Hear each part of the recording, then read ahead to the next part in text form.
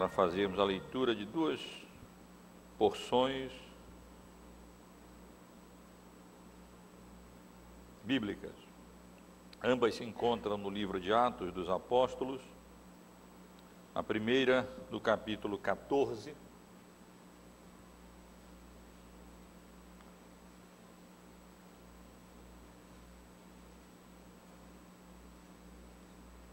nós leremos apenas os versos 15 a 17.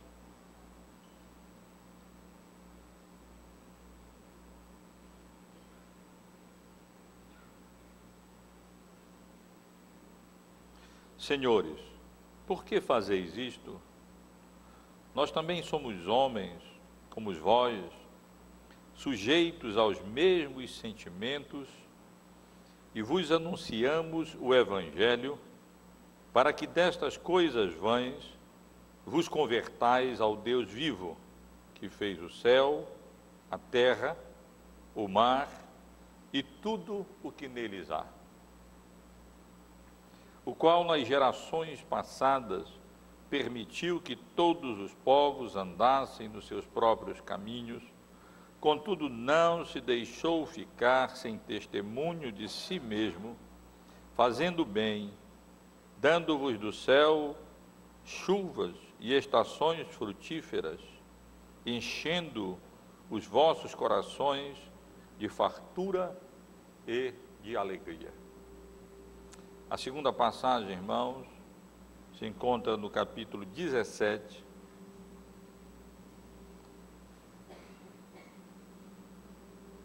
nós leremos do verso 22 até o verso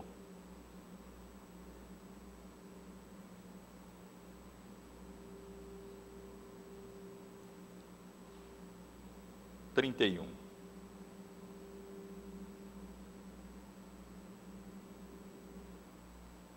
Atos 17, 22.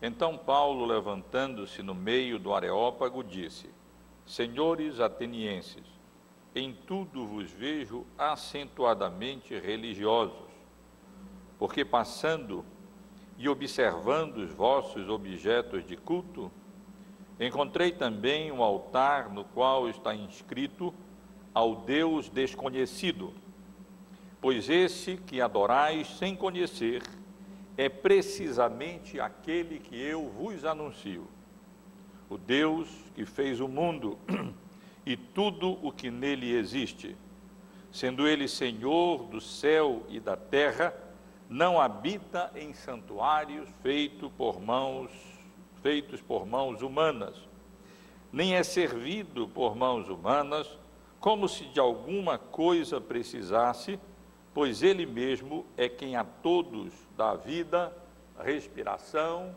e tudo mais. De um só fez toda a raça humana para habitar sobre toda a face da terra, havendo fixado os tempos previamente estabelecidos e os limites da sua habitação, para buscarem a Deus, se porventura tateando o possam achar, bem que não está longe de cada um de nós, pois nele vivemos e nos movemos e existimos, como alguns dos vossos poetas têm dito, porque dele também somos geração. Sendo, pois, geração de Deus, não devemos pensar que a divindade é semelhante ao ouro, à prata ou à pedra trabalhada pela arte e imaginação do homem. Ora, não levou Deus em conta os tempos da ignorância, agora, porém, notifica aos homens que todos em toda parte se arrependam, porque estabeleceu um dia em que há de julgar o mundo com justiça, por meio de um varão que destinou e acreditou diante de todos, ressuscitando dentre os mortos. Há alguns domingos começamos a estudar um novo assunto, um novo tema na escola dominical, e o tema que nós estamos considerando nessas manhãs de domingo, como os irmãos sabem, é o evangelismo bíblico, o evangelismo reformado. E eu ressalto, como tenho procurado fazer, que a minha motivação imediata ao tratar deste assunto é nos encorajar a todos à prática bíblica do evangelismo. Meu propósito imediato é não apenas nos animar, nos lembrar dessa nossa responsabilidade fundamental, essencial, visto que a igreja é coluna e baluarte da verdade, e que as trevas, o reino das trevas, é afugentado pela luz do Evangelho, da Palavra de Deus. Nós estamos estudando esse assunto com esse propósito bastante prático de desempenharmos melhor essa nossa atividade. E o meu propósito não é meramente animar e encorajar os irmãos e irmãs a aproveitarem as oportunidades para fornecerem àqueles que nos pedem ou nos dão a oportunidade a razão da esperança que há em nós, sendo luz no mundo, em trevas, dentro das responsabilidades e das relações e oportunidades que Deus nos concede. Mas eu também quero ser prático, a fim de fornecer aos irmãos também orientações, instruções, para capacitar os irmãos a desempenharem melhor essa função que Deus conferiu à sua igreja e, consequentemente, a cada um dos seus membros, de fazer discípulos de todas as nações, batizando-os e ensinando-os a guardar todas as coisas que Cristo nos ensinou. Nos 3 domingos anteriores, nós já estudamos, eu primeiro introduzi o assunto, considerando algumas questões iniciais, depois considerei com os irmãos a terminologia bíblica para o evangelismo e chegamos a uma definição de evangelismo, no sentido de que evangelismo não deve ser definido em termos de uma metodologia ou de seus resultados, que pertencem à vontade soberana de Deus e à obra irresistível, exclusiva do Espírito Santo. Mas deve ser definida em termos do seu conteúdo, da sua mensagem, como boas novas.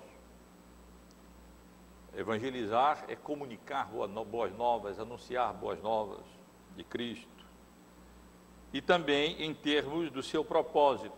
Fazemos isso para que aqueles que jazem nas trevas, pela graça de Deus, alcancem o conhecimento da verdade e assim sejam arrancados do domínio do pecado e de Satanás, que entenebrece a mente dos incrédulos, para que se lhes não resplandeça a glória de Deus na face do Cordeiro. E no domingo passado, estive aqui considerando com os irmãos as razões, domingo retrasado, porque domingo passado nós tivemos aqui batismo infantil, instruções acerca do assunto. Domingo retrasado estivemos tratando sobre as razões, motivações e propósitos do evangelismo reformado. Não como 3 temas distintos, mas como temas que se mesclam. E procurei ressaltar para os irmãos que nós somos motivados ao evangelismo, biblicamente, por obediência à vontade revelada de Deus na sua palavra. Deus nos ordena ser sal na terra e luz no mundo. E por amor genuíno aos perdidos, aqueles que não conhecem a graça de Deus. Devemos fazer bem a todos que pudermos, e o maior bem que nós podemos fazer às pessoas é ser instrumentos da graça de Deus para que elas sejam salvas, redimidas dos seus pecados. E a terceira motivação, que é a principal, é o nosso amor a Deus e a glória de Deus. O nosso fim principal em todas as coisas é honrar e glorificar a Deus em tudo aquilo que nós fazemos. E hoje, irmãos, eu quero dar continuidade a esse estudo, começando a considerar com os irmãos o conteúdo ou a mensagem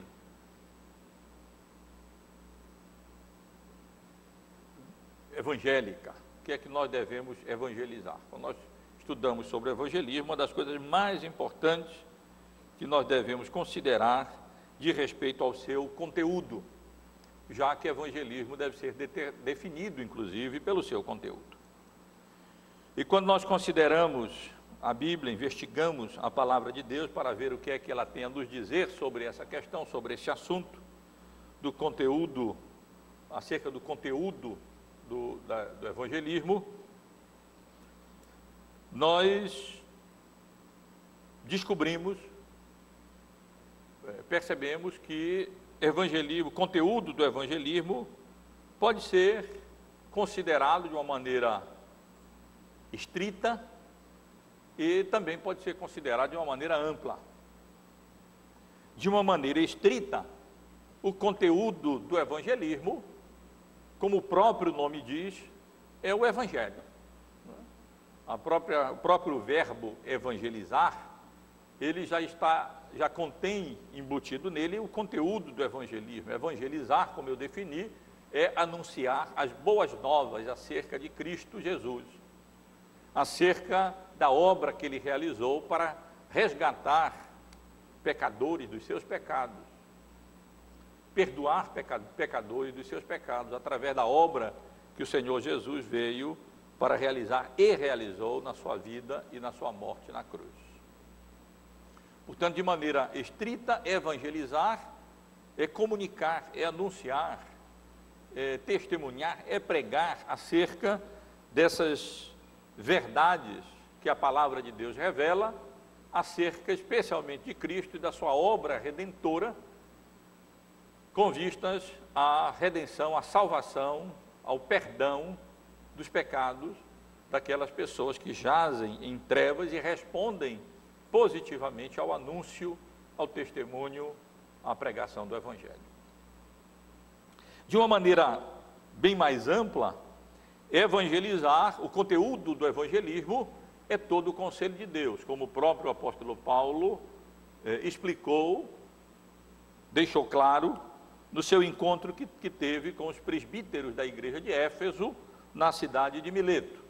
Os irmãos sabem bem, conhecem a história, estivemos estudando o livro de Atos dos Apóstolos aos domingos à noite, e os irmãos certamente devem lembrar daquele encontro que o apóstolo Paulo teve com os presbíteros de Éfeso, lá na cidade de Mileto, descrito por Lucas no capítulo 20 do livro de Atos, onde o apóstolo Paulo relembra aqueles irmãos que enquanto em Éfeso, enquanto com eles ali naquela igreja, durante a sua obra evangelística, durante a sua evangelização da igreja de Éfeso, ele não deixou de anunciar todo o conselho de Deus.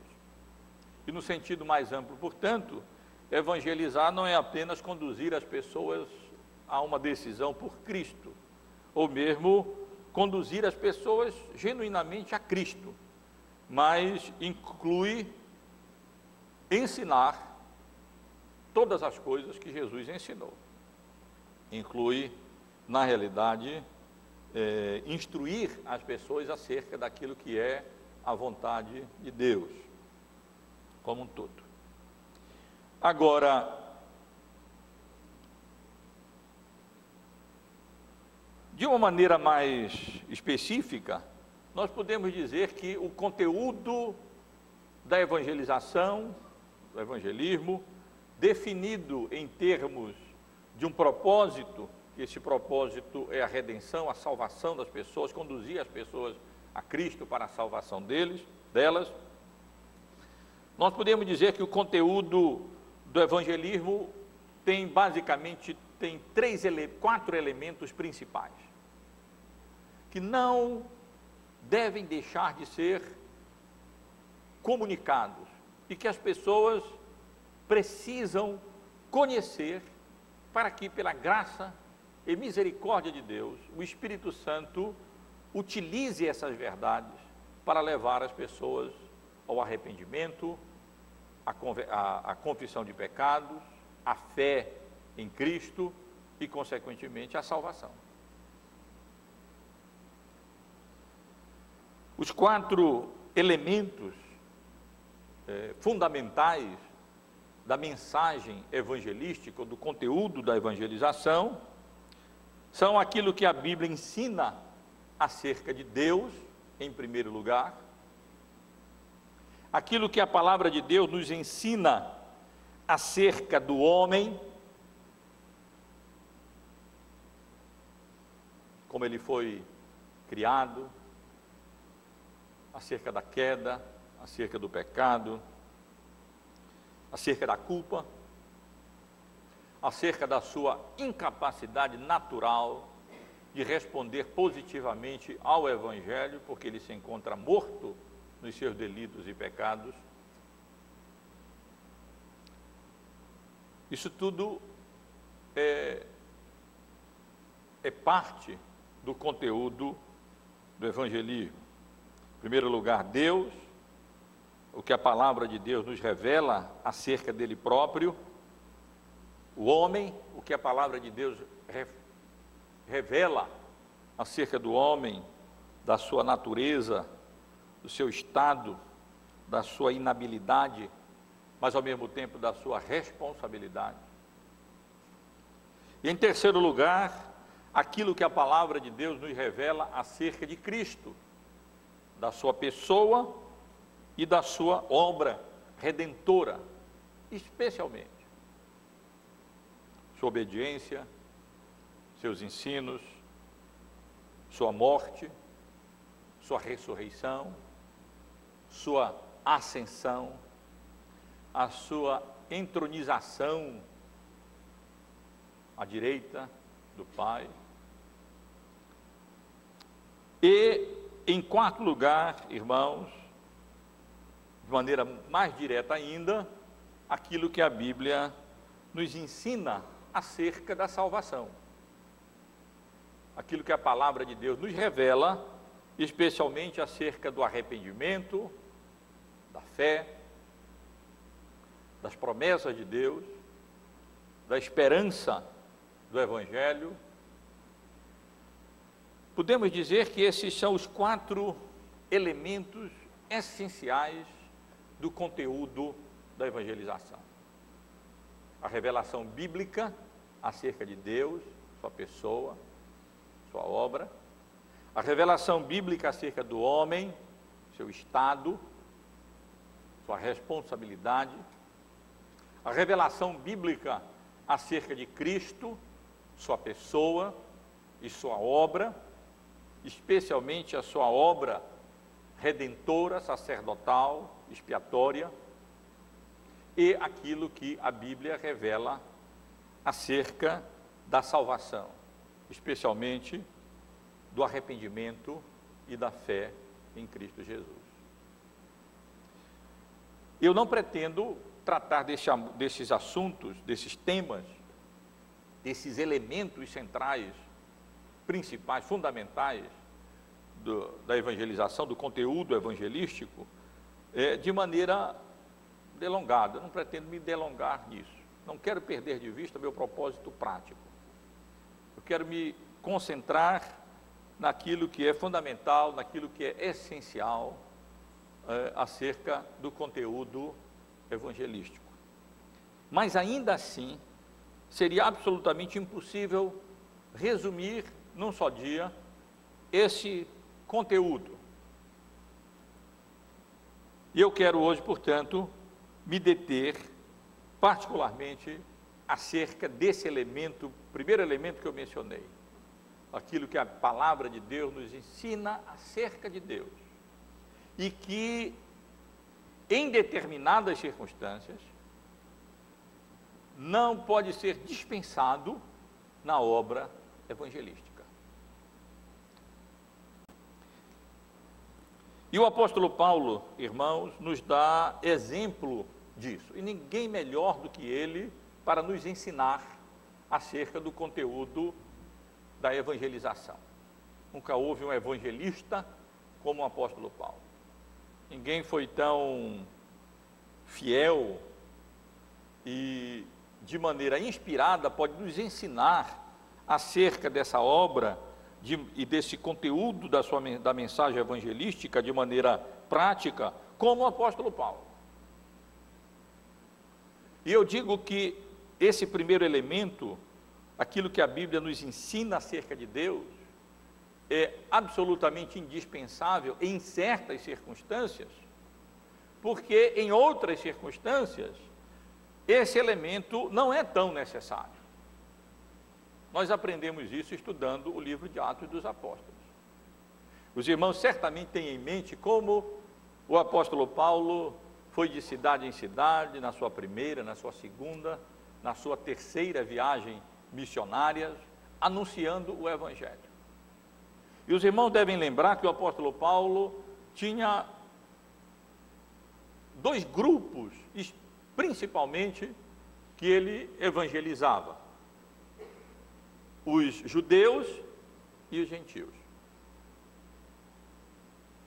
Os judeus e os pagãos, nós podemos dizer assim.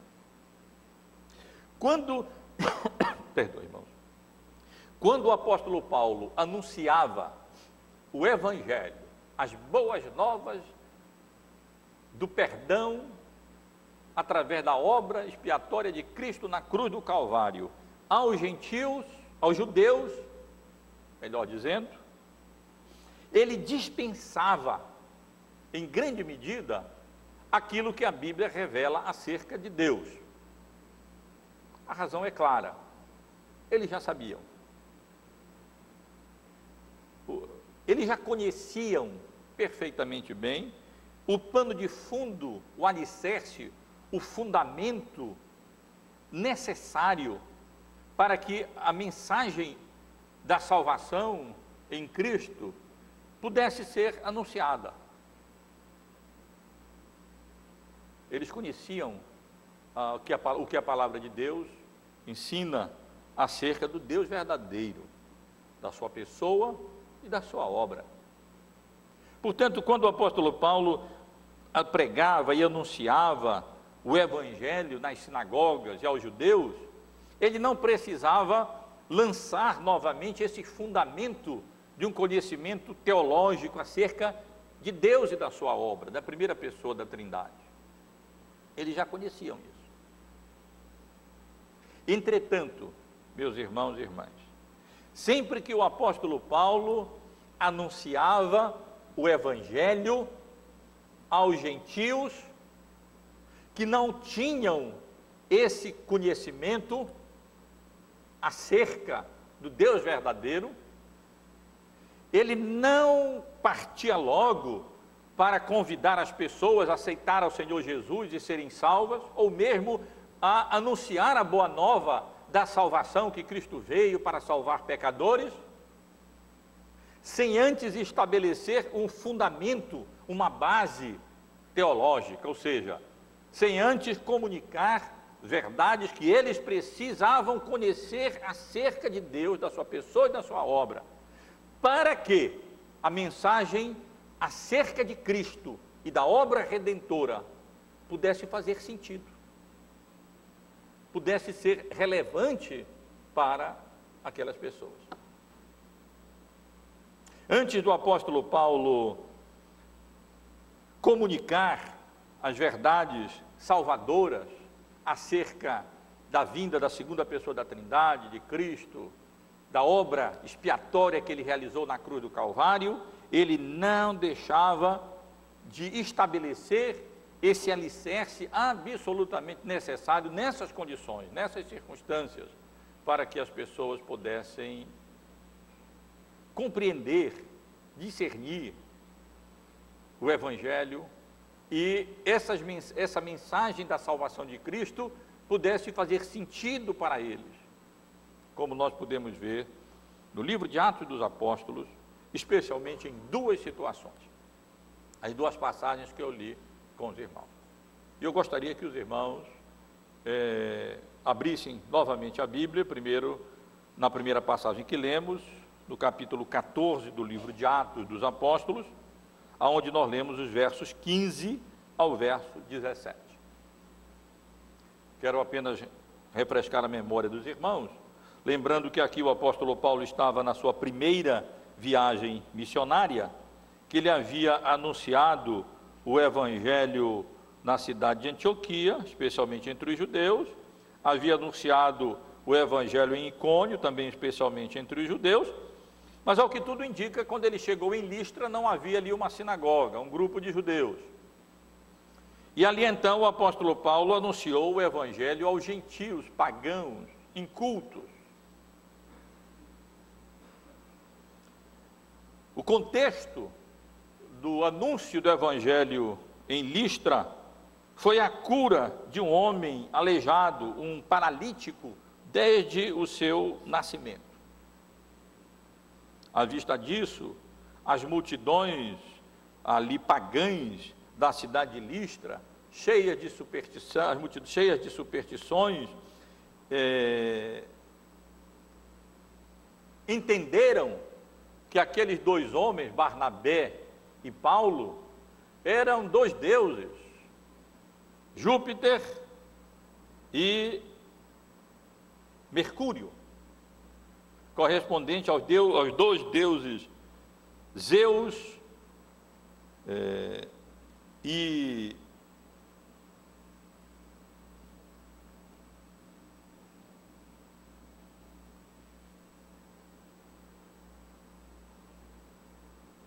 se não me falha a memória, Hermes.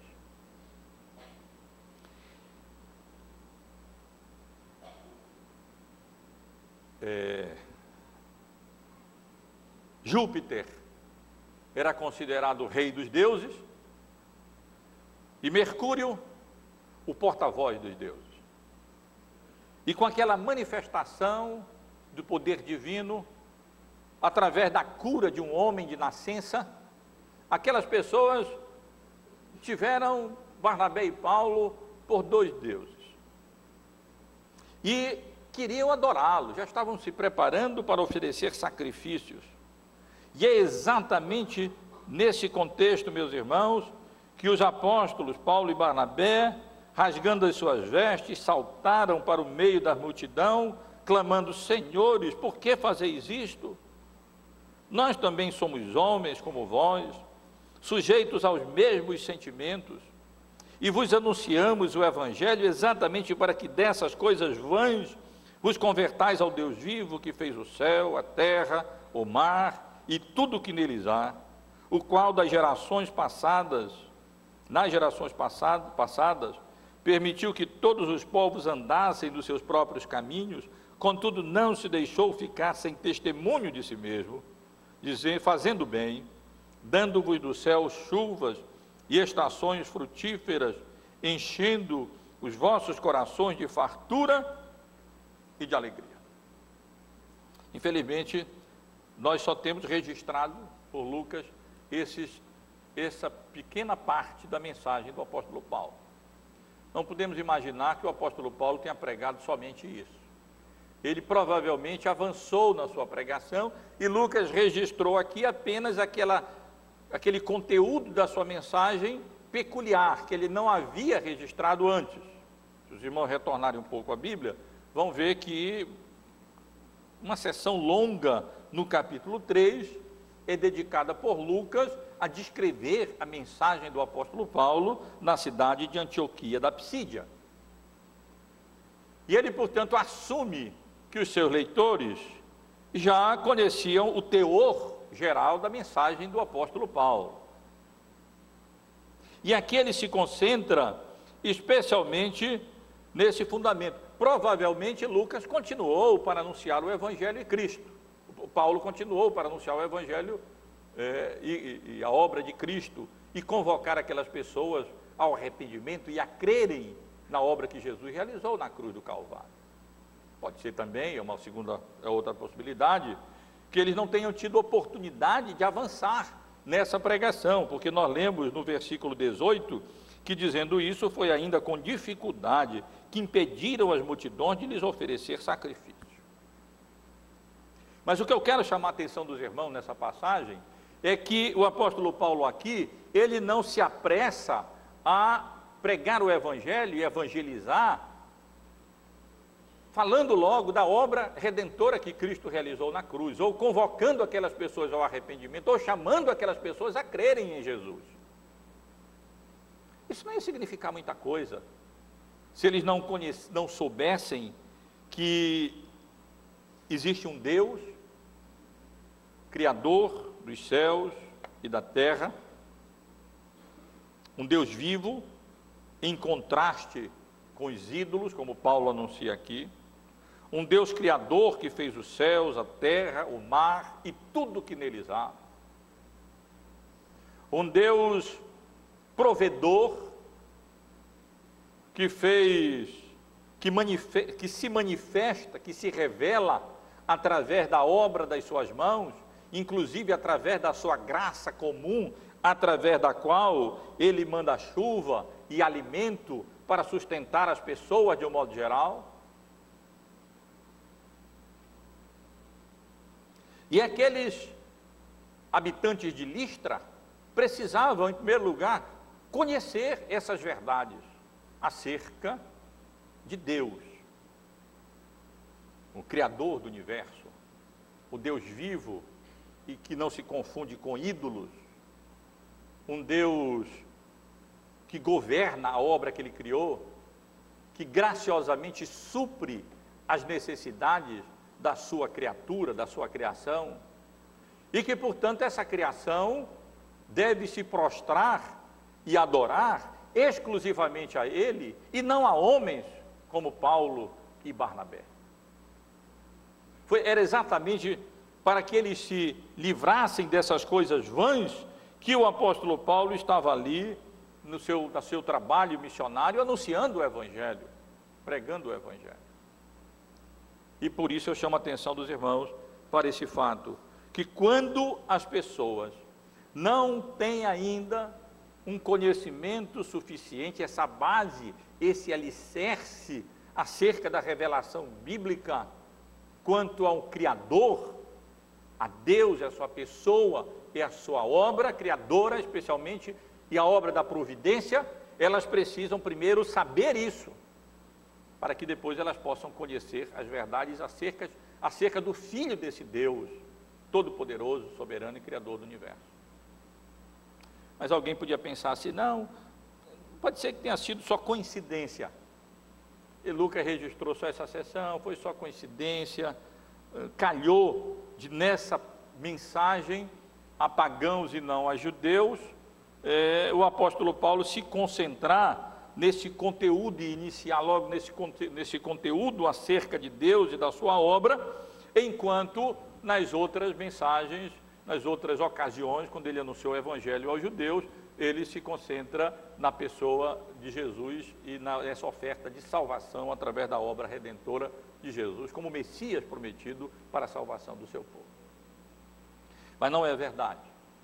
Na outra pregação que nós encontramos no livro de Atos dos Apóstolos, em que o apóstolo Paulo evangeliza não judeus, nem prosélitos do judaísmo que já conheciam essas verdades e que frequentavam a sinagoga, mas quando ele se dirige novamente a pagãos, agora a pagãos cultos, quando na sua segunda viagem missionária o apóstolo Paulo, vindo de Bereia, anunciou o Evangelho em Atenas, nós vamos encontrar a mesma coisa,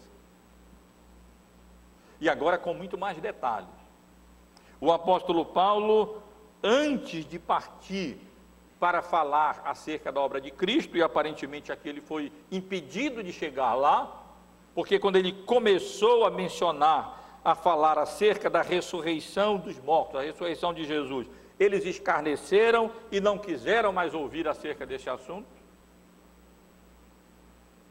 Mas o apóstolo Paulo nos ensina que, ao anunciar o Evangelho, aqueles que não conhecem ainda essas verdades acerca da pessoa e da obra de Deus, eles precisam, em primeiro lugar, conhecer essas verdades, para que o Evangelho faça sentido, e então, o Espírito Santo de Deus possa operar nos seus corações e nas suas vidas, convencendo-os da iniquidade, do pecado, que é desprezar aquele que tem todo o direito sobre as nossas vidas, porque soberano Ele é, e Ele nos criou para o seu louvor, para a sua honra e para a sua glória. Pecado não são as nossas falhas meramente. Pecado não pode ser definido, nós vamos considerar isso posteriormente, como sendo nossas falhas morais, mas a nossa inconformidade com a lei de Deus, com a nossa quebra dos mandamentos de Deus, com o fato de que nós desagradamos a Deus, e portanto nós não podemos falar de graça se não falarmos de pecado, não podemos falar de fé se não falarmos de arrependimento, e não podemos falar de arrependimento, não podemos falar de pecado se não falarmos de Deus, porque o pecado se define em relação a Deus e não a nós, ou ao homem, ou à sociedade. E meus irmãos, no capítulo 7, os irmãos podem ter a Bíblia aberta, 17 do livro de Atos, na passagem que eu li, a partir do versículo 24 em diante, nós encontramos a mensagem do apóstolo Paulo, evangelística, na grande capital cultural do mundo na época. O apóstolo Paulo havia anunciado o evangelho em Bereia, aqueles irmãos eram nobres, porque deram ouvido ao evangelho, e então foi para Atenas. E ali chegando, como os irmãos devem lembrar, o apóstolo Paulo ficou indignado. Ele se sentiu, talvez para usar a melhor palavra, ultrajado, ao ver a idolatria dominante naquela grande capital cultural do mundo antigo. Como diziam os escritores da época, era mais fácil achar um Deus em Atenas do que um homem, que uma pessoa. Tantos deuses havia ali. E o apóstolo, indignado diante daquela situação, aos sábados ele pregava na sinagoga, e durante os dias da semana ele estava ali dissertando na ágora para quem quisesse ouvir. Ou epicureus, ou estoicos, as duas filosofias dominantes exatamente naquele período, que quisesse ouvir, ele estava ali pronto para argumentar, arrazoar e anunciar o Evangelho. E então, levado para o Areópago, o apóstolo Paulo teve a oportunidade de se dirigir ao povo de Atenas de um modo geral e às autoridades ali. E ele aproveita aquele ponto de contato entre as verdades de Deus reveladas na sua palavra acerca dele próprio e aquela cultura idólatra de Atenas, dizendo que ele tinha visto um altar ao Deus desconhecido. Irmão, lembram?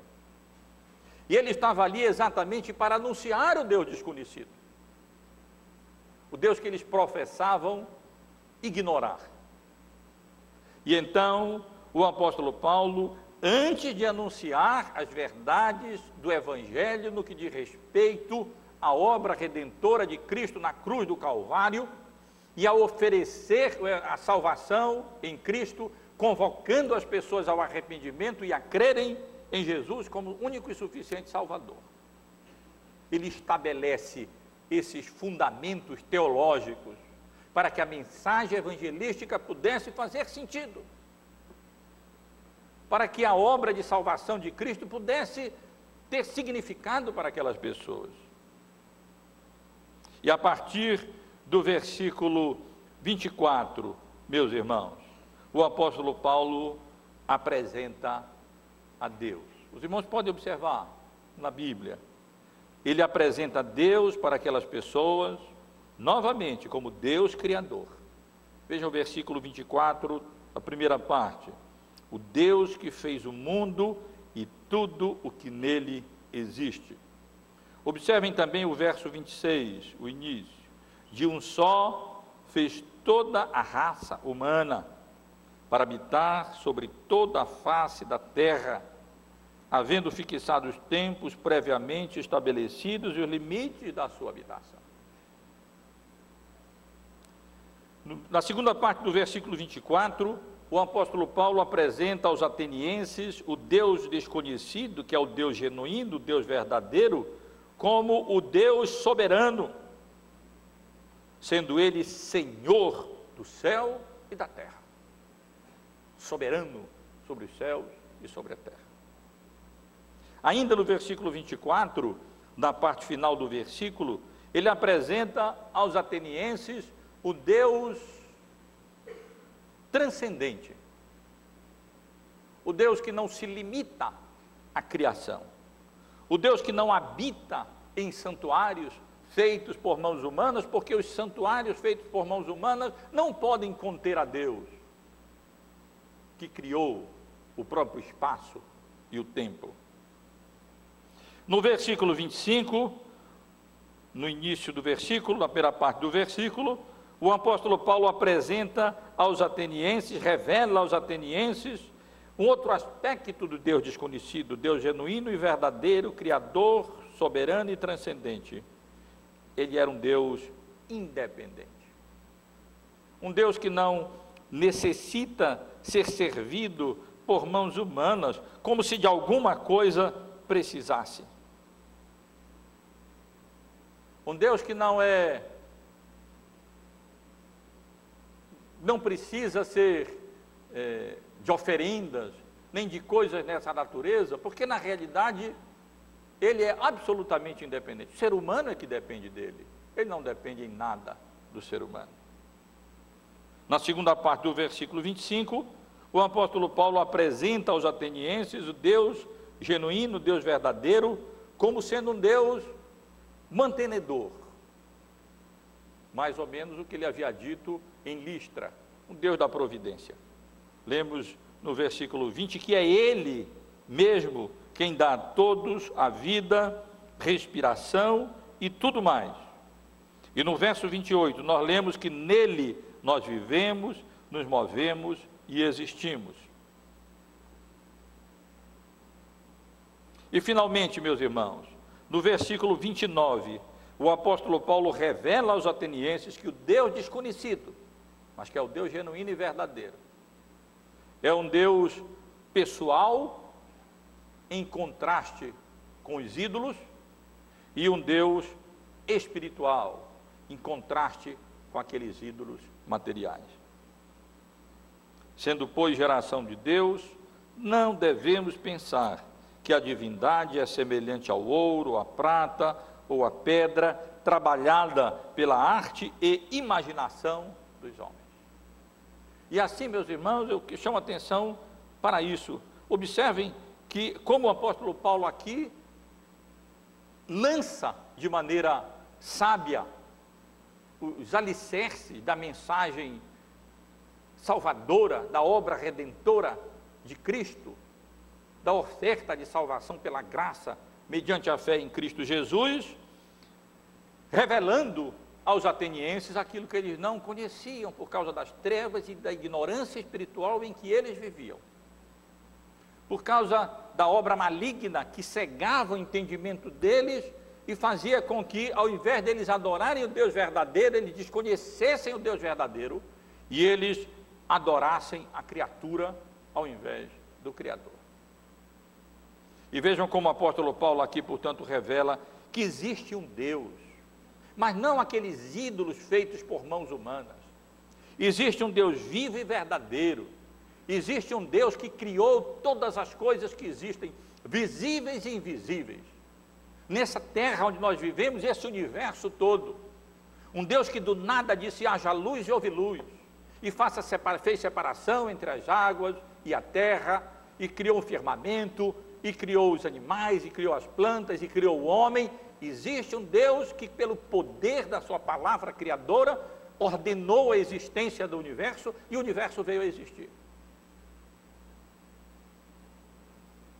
Um Deus que não apenas criou e se fez distante, como pensavam os deístas epicureus da época, mas um Deus que governava, um Deus soberano, um Deus que, como lemos aqui no versículo 24, na segunda parte, é Senhor dos céus e da terra. Um Deus que mantém a nossa existência. Se respiramos é porque Ele nos dá respiração, se vivemos é porque Ele nos dá vida, se nos movemos é porque Ele nos permite andar. Quão diferente daqueles deuses do panteão greco-romano. Um Deus transcendente, meus irmãos, um Deus que não se confundia com aqueles deuses ali gregos, para os quais eram feitos pequenos templos ou suntuosos, enormes templos, e aonde eles se colocavam ali, e eles eram confinados àquela habitação material e humana. Esse não é o nosso Deus. Nosso Deus é transcendente, e o Deus verdadeiro é transcendente, como Salomão compreendeu perfeitamente. Quando construiu um templo, disse: Deus não pode ser confinado a esse templo, nem o céu dos céus podem conter a Deus, nem esse céu meteorológico aqui, esse céu físico, nem o céu espiritual, angelical. A criação não pode conter Deus, porque Ele transcende a criação que Ele criou. E, portanto, Deus não se confunde com a criação, como pensavam os estoicos panteístas daquela época. E um Deus independente, Deus que não dependia ali da existência deles, daquelas oferendas, daquelas alimentações, aquelas coisas que eles faziam, como se Deus dependesse das atividades do ser humano.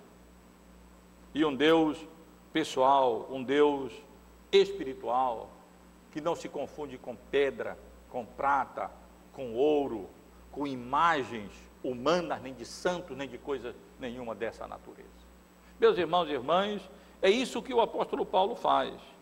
Ele revela, quando ele anuncia o Evangelho, atentem para isso, quando ele anuncia o Evangelho a pessoas que não tinham conhecimento claro acerca de Deus, que não tinham uma mentalidade, uma cosmovisão bíblica acerca de Deus Criador e do mundo como obra das mãos de Deus, como vemos aqui, mantido e governado por Ele, inclusive o homem e o tempo, em contraste com o mundo independente dos epicureus deístas, e em contraste com o mundo divino dos estoicos panteístas.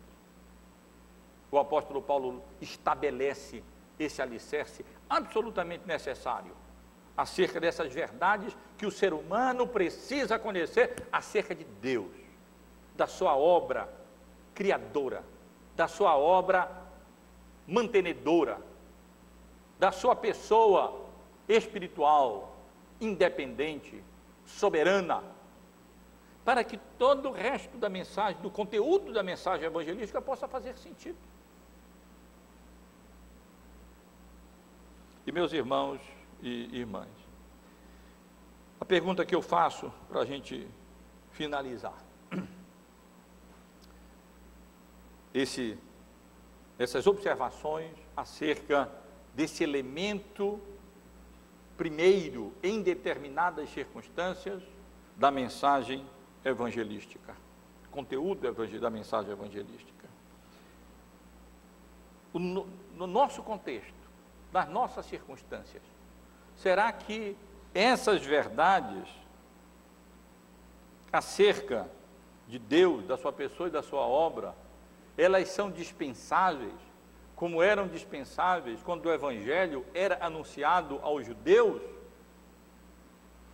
Em outras palavras, nós devemos encarar a maioria das pessoas que nós evangelizamos, que nós levamos a mensagem do Evangelho no nosso país, como pessoas que já têm esse conhecimento, já dispõem, já compreendem essas verdades bíblicas acerca de Deus, ou nós devemos tratá-las como pagãs e, antes de anunciar a mensagem acerca da obra redentora de Cristo, do perdão, do arrependimento, da salvação, nós precisamos primeiro anunciar essas verdades acerca do Deus verdadeiro.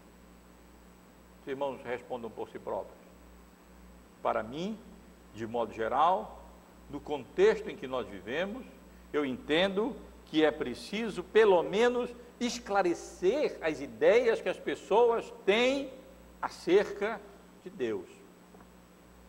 Eu entendo que se o apóstolo Paulo viesse pregar no Brasil, hoje, e ele andasse nas nossas cidades, e descobrisse e percebesse as dezenas, centenas de capelas, de igrejas, dedicadas a imagens, em uma só cidade,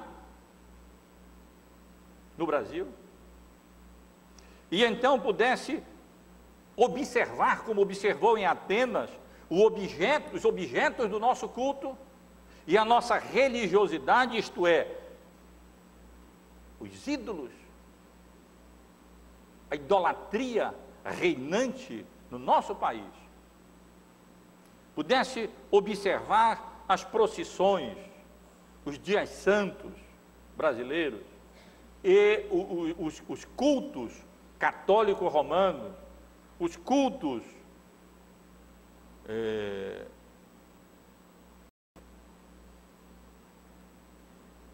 africanos, de descendência africana, indígena, nosso, eu não tenho dúvida, o apóstolo Paulo iria fazer o que fez em Listra, iria fazer o que fez em Atenas. Porque assim como em Listra, ele foi confundido com deuses e adorado, nós sabemos que o apóstolo Paulo e os demais apóstolos são adorados também como se eles tivessem poder mediador pela Igreja Católica. E assim como ele fez em Atenas, como aconteceu em Atenas, ele constataria a idolatria dominando, imperando no nosso país. E ele dificilmente iria ter por certo assumir que um conhecimento verdadeiro acerca do Deus Criador já existiria na nossa nação, de um modo geral. Mas ele certamente iria estabelecer as bases, pelo menos esclarecendo aqueles que ele estivesse evangelizando acerca das verdades que a Bíblia revela, de um Deus Criador, que criou o homem à sua imagem e semelhança, e o universo, que não é obra da evolução cega da natureza, mas é obra das suas mãos poderosas e criadoras. Iria anunciar um Deus soberano, e não esse Deus que existe simplesmente para ser manipulado e satisfazer a vontade e as necessidades humanas. Iria estabelecer a verdade acerca de um Deus transcendente, que não se confunde com a criação. Um Deus pessoal e espiritual, que não pode de maneira nenhuma ser confundido com essas imagens que se multiplicam no nosso país. Um Deus independente, um Deus da providência, um Deus que governa de maneira sábia e perfeita esse mundo, a nossa terra, este universo todo criado, a própria vontade humana, para que a sua vontade perfeita seja consumada de acordo com o seu plano eterno para a salvação dos seus eleitos e para o louvor, para a honra e para a glória do seu nome.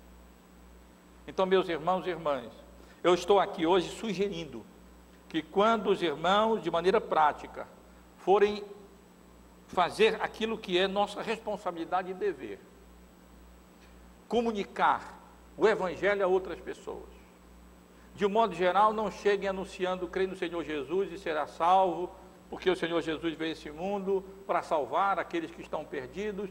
Essas coisas, elas não fazem sentido para aqueles que não têm uma visão bíblica, uma compreensão bíblica acerca do Deus Criador, soberano, transcendente, pessoal, espiritual, mantenedor, independente.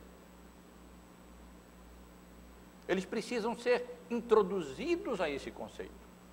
Eles precisam ter uma noção mais real e deixarem de ver Deus como um Papai Noel de barba branca, bonzinho, ali pronto para satisfazer as nossas necessidades e desconsiderar a nossa pecaminosidade, as nossas transgressões, a nossa iniquidade. Eles precisam compreender que o Deus que a Bíblia revela, o Deus genuíno, o Deus verdadeiro e desconhecido também da população, grande parte da nossa população, é um Deus santo, é um Deus justo, é um Deus reto, é um Deus fiel, é um Deus não alheio, mas um Deus que intervém, um Deus que se faz presente, mas que ao mesmo tempo não se confunde com a criação, como crê boa parte da população panteísta, que vê na matéria, nos cristais, na água, divindades, e adora essas divindades como se a estivesse adorando ao Deus Criador. Quero sugerir aos irmãos que, quando os irmãos tiverem a oportunidade de comunicar a sua fé, como diz Pedro, de fornecer a razão da esperança que há em nós, os irmãos comecem dizendo que há um Deus Criador dos céus e da terra. Há um Deus soberano.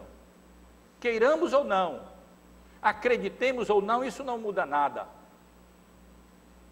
Que há um Deus que ensina na sua palavra que não deve ser adorado através de ídolos, que nós não devemos cultuá-lo através de imagens, e devemos prestar culto exclusivamente a Ele, porque Ele nos criou, Ele tem direito sobre nós. Nós somos criaturas suas, nós somos barro nas mãos desse oleiro, e portanto não podemos discutir nem debater com Ele, porque Ele faz todas as coisas de maneira soberana, de conformidade com a sua vontade, para o nosso próprio bem, e para o louvor, para a honra e para a glória dEle. E que esse Deus não se confunde com essas imagens, que Ele não aprova essa adoração através de imagens, que há somente um mediador entre Deus e o homem, e que Ele não se confunde, portanto, com barro, com pedra, com pau, com imagens, e não se agrada de maneira nenhuma disso. Que essas coisas são perversões daquilo que a palavra de Deus, que Deus mesmo revela na sua palavra. Que isso é indicação de que o homem simplesmente sufocou a verdade de Deus, trocou a verdade de Deus em mentira, e então deixou de adorar o Deus verdadeiro e genuíno, e passou a adorar a criatura ao invés do Criador. E que exatamente por isso, juntamente com a iniquidade, veio a perversão. Junto com a impiedade, veio a corrupção e o pecado. E é por isso que nós vemos o que acontece em todo momento, na área dos costumes, social, política, econômica, no país em que nós vivemos. É consequência do homem ter sufocado o conhecimento de Deus e estabelecido a sua própria verdade, entre aspas, que de verdade não tem nada, resultando na degeneração, na corrupção, tal que o homem passou a adorar a criatura ao invés do Criador. Por isso Deus os entregou às práticas reprováveis. Por isso Deus entregou o homem a toda sorte de iniquidade e de pecado, porque eles trocaram o conhecimento do Deus verdadeiro e passaram então a prestar culto a ídolos, obras das mãos humanas, que são servidas pelo homem, dominadas pelo homem, controladas pelo homem para o próprio interesse humano, que se confunde com a criação e não o Deus criador, soberano, transcendente, independente, mantenedor, pessoal e espiritual que a Bíblia revela que Deus é. Que Deus nos abençoe, meus irmãos e irmãs, e que nas oportunidades que Deus nos dá, Deus nos conceda a graça de estarmos prontos para fornecer a razão da esperança que há em nós, quando necessário, começando com a comunicação dessas verdades que para nós são tão óbvias, tão evidentes, tão básicas, tão elementares, mas que as pessoas aí fora não conhecem, porque o Deus deste século cegou o entendimento delas, de tal maneira que elas não conseguem, não conhecem, não compreendem essas verdades que a Bíblia claramente revela acerca de um Deus genuíno e verdadeiro, conforme apresentado na sua palavra e conforme resumidamente anunciado por Paulo em Listra e em Atenas. Vamos.